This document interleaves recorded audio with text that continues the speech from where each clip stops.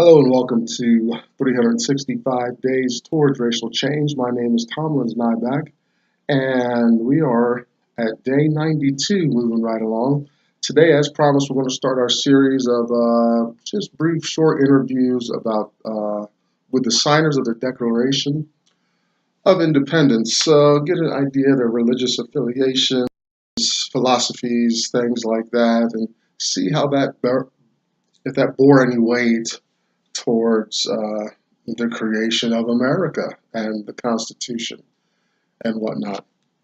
Day 92, and as I like to mention, coming up with a pretty standard introduction to these important times is one is,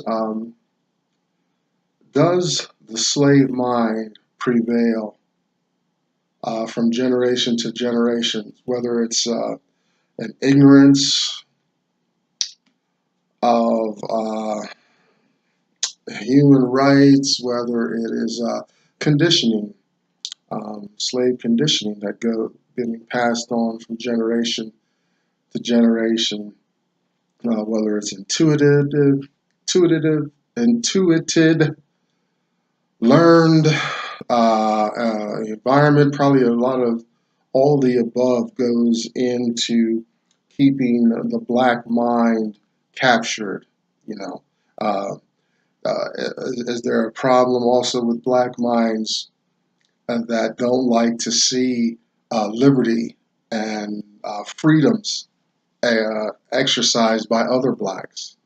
I think we can find some issue with that I'll tell you in just a minute, but as we get into Harriet Beecher Stowe's phenomenal work, Uncle Tom's Cabin, we'll get to that portion where we're going to discern between who is Uncle Tom and who is another man called Sambo, and those two types of characters and how those characterizations have been misused over time. We're going to adjust the lens on that.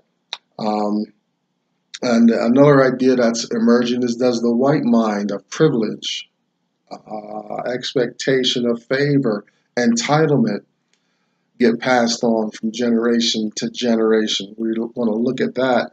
We look at that as we go along. I want those to be thoughts in your mind as we move along. Second is understanding the economic game in America, what side you want to be on, having an economic and financial literacy. Are you being served by what you know about money? Are you stuck where you're at?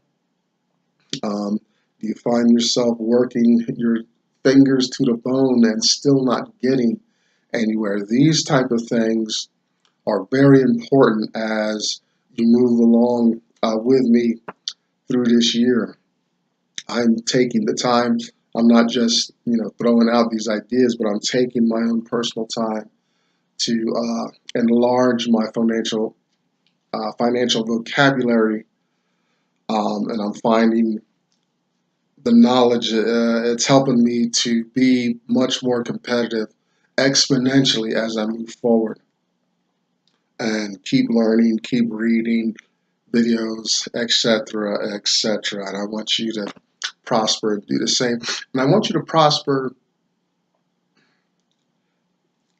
in the realm in which you want to prosper. I've just learned recently in my own personal experience, not everybody wants to be rich, wealthy, attain riches the way I go about it. I'm sure I'm not going about it the same way as, say, Bill Gates or the CEO of Amazon. There's different paths. And, I was just exposed and finally came to an understanding that people are okay living in a situation that I consider less than, but that's only because I'm reaching for something different. I'm going about it in a different way. This has, these racial implications about black folks and slavery and all this discrimination and whatnot. It's applicable because, not all black people want to work hard to get ahead. Not all black people are striving. Some people feel just as secure being where they're at, and they don't want that space disturbed. That's their reality, their comfort zone, and that's where they want to stay. That's, me moving forward, excelling in the way I see fit is my comfort zone. The rapper shot and a black man is a suspect. I'm guessing that the black man who's a suspect is totally okay and secure in that world. It's challenging, if his world and my world met. But that's who he is, right? I'm not letting murder off the hook. Just saying people have different mindsets at different times and spaces, different influences, and I've got to be okay with that. I got to let go. I can't. I used to get so caught up because the whole crowd wasn't moving in my direction. I always seemed to be going against the flow, against the current. I'm always solitary, and I'm like, and I've spent so many decades trying to configure my personal life, and the slave mind and conditioning is to be so forgiving, inclusive, malleable, and whatnot,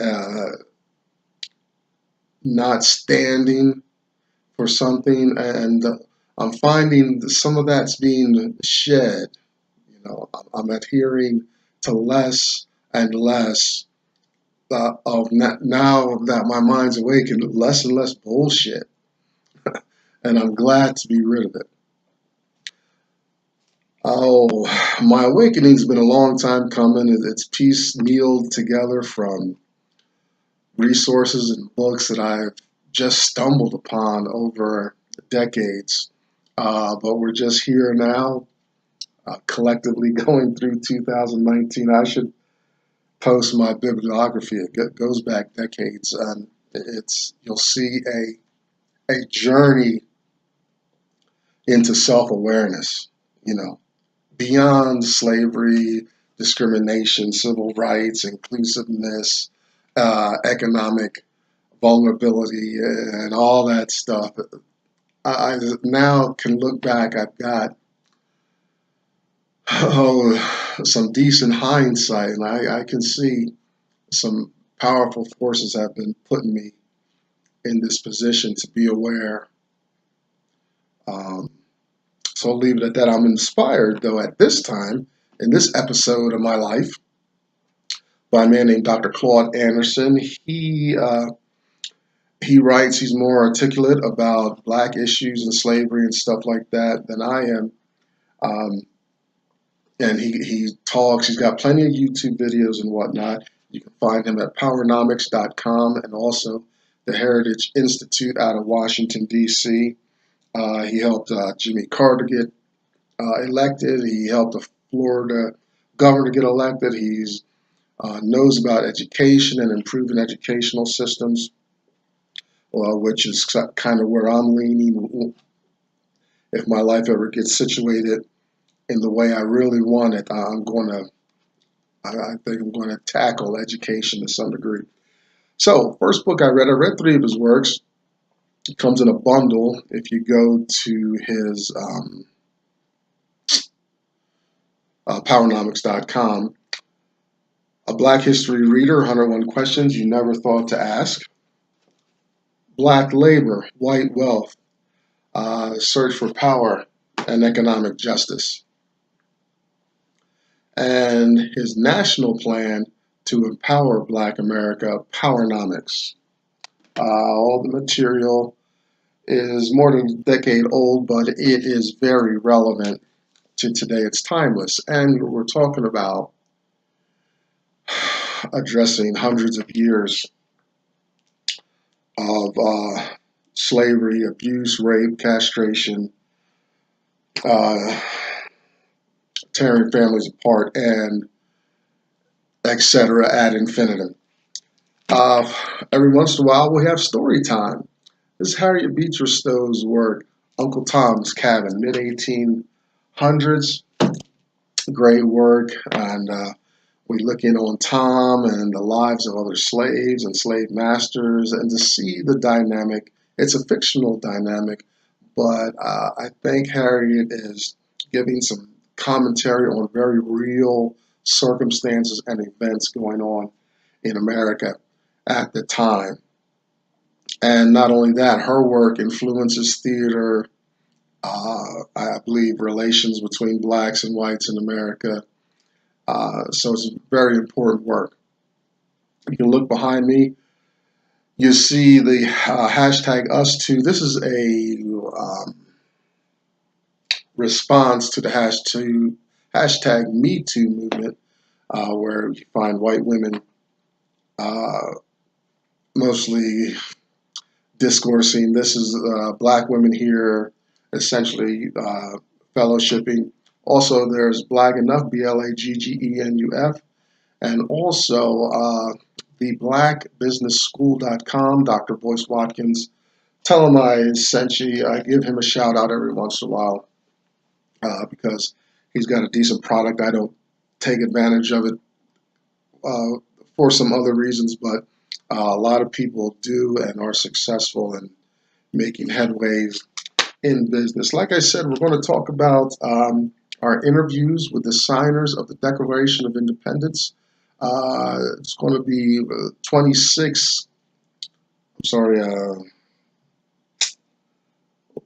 28 segments, I believe. And we're going to do 2 guys a day. We just go alphabetically, and we're asking them about their religious affiliations and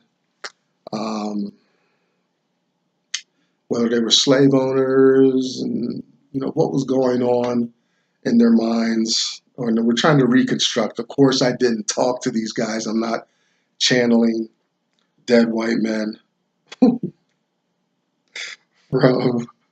the late 1700s and early 1800s. But I'm referencing Wikipedia and maybe other resources to get their mind and idea. So first up is John Adams. You will most famously know him as John Quincy Adams. He was, if you watch the movie Amistad, he's I think it's Anthony Hopkins' character. He's playing John Quincy Adams. This is before John Quincy Adams became president, I believe. I don't know the dates of his presidency. He was the second president of the United States. And the Amistad incident is a real incident where the slaves took over a ship, and the ship just kept coming to America and it landed, and they were apprehended, and big court battle. He was their lawyer. He won the case, and they went back to Africa to see if they could connect and with their roots. But we're talking about John Quincy Adams. That's just to give you an idea of him. He was born 1735, died 1862. He was 40 years old when he signed the Declaration of Independence in 1776. His religious affiliation is Unitarian, and the Unitarians believe in the oneness of God. Their ideology, belief is more closer to Judaism and Islam, in where God is one. There's no Trinity, no Godhead, and things like that. Some of the other veins of Protestants, and so we asked him if how does that bear on his idea of slavery? And John Adams, he was known, he did not own slaves. He paid for whatever labor. I think he was just overtly a man against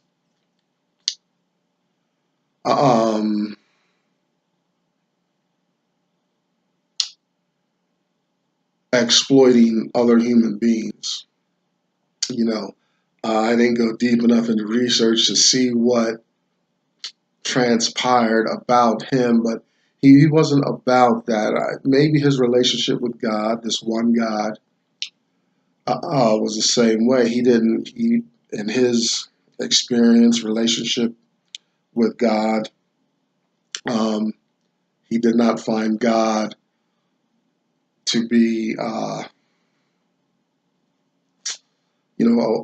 this deity that encroaches on the lives of people. He saw liberty in his God. So he paid for his labor that he needed and things like that. He was probably affluent as well, so he could. Very involved with politics, his whole family. In light of this ideology, his apparent advocacy for the liberty of human beings, equality, and such, we asked why he could sign this document and not provide some language to emancipate slaves. And what we gathered in this mock interview was that while he could not explicitly put language in to expressly free slaves and ensure that all human beings participated and received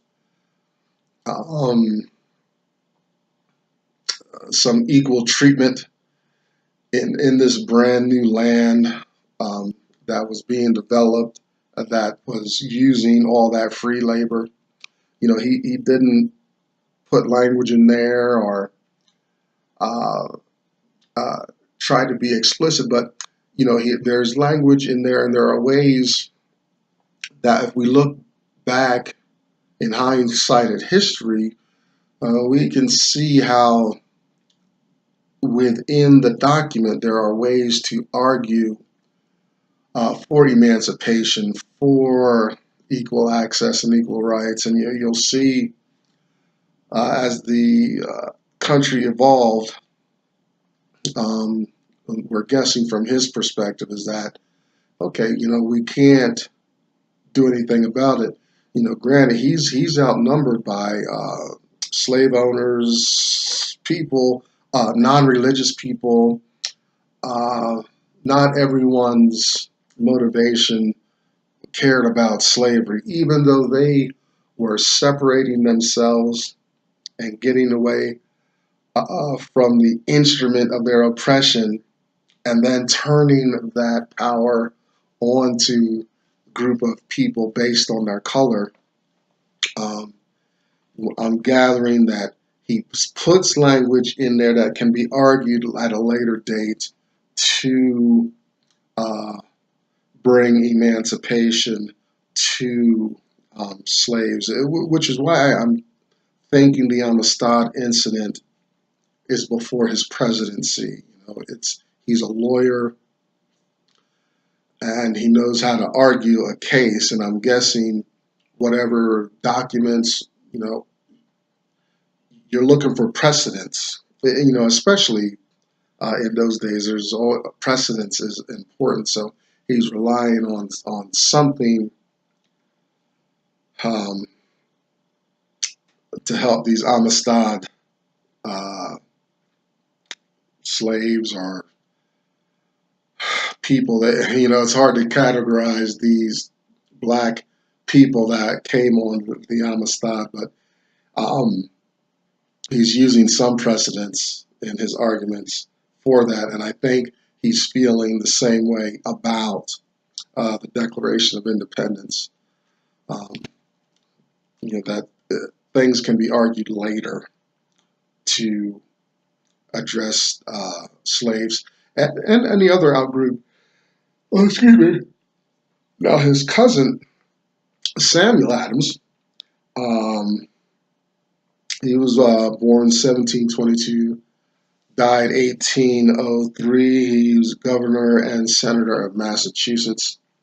He was not a slave holder either. Not much language about how he felt about labor. Either way, he was a merchant more so than a lawyer.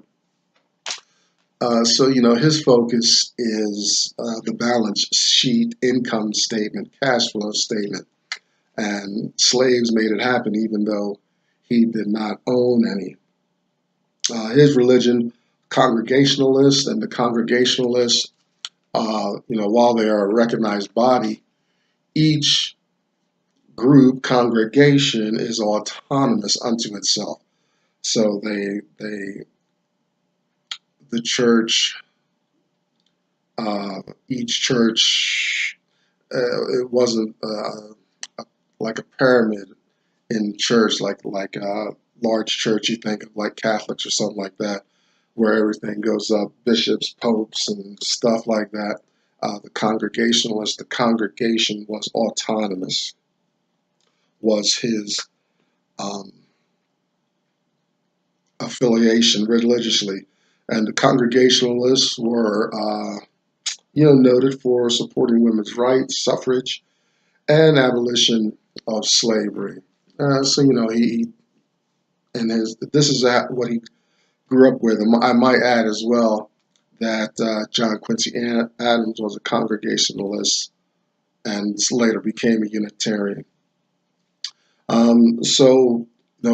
His Congregationalist influence lent itself to individual freedoms, liberties, not around color lines or sex lines, which would be considered radical in his day. I'm sure, he might gag at some of the liberties women and blacks have, but it's scalable. That's the only way I could put it. As far as the times, now he as well signed the Declaration of Independence to escape British rule and control, and he justifies not explicitly helping the slaves because the war was going on. The war actually started in 1775, and so he's concerned about that. And these guys, he's concerned for his life. If these guys, they're meeting and they're raising armies and doing all this treasonous activity, like until the Declaration of Independence, these meetings that they're having and whatnot are under puts them under extreme risk and scrutiny, and they're putting their lives in their hands if this thing doesn't come through. So, in a sense, where they found themselves at, they didn't want to change things economically, socially, too much internally. They were worried about creating buffers against the British coming over from the Atlantic Ocean. They needed some coast guards, and they needed to have some defense going. So a lot of I can imagine a lot of their attention was put towards international affairs as they began to construct this brand new nation, and him and his cousin, John Quincy Adams, may have been of the mind to work on the internal affairs after their international challenges were resolved. That's our filler, how we fill in those interviews of those two important men from Massachusetts signing the Declaration of Independence. Meet me for two guys tomorrow, and we're going to just continue until we finish the list. I'm actually enjoying looking at these men and seeing what they're dealing with. And, you know, we can take whether they're implying future freedom or whatever language they put in the Declaration of Independence, we can be assured, comforted, that at least some of the men, if they could at that moment wave a political wand and settle all accounts and make everything even, they would have. But it's politics, international, it's economics, it's so many different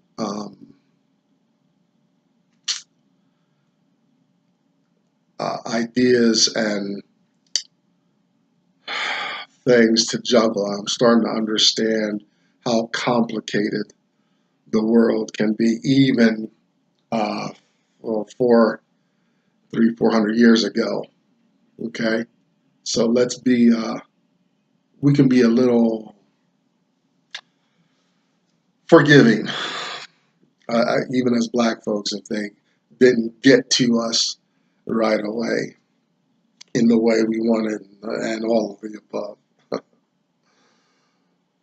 I'm not letting them off the hook by any means, but we've got to kind of get our head around the big picture at the time as they signed that very important document.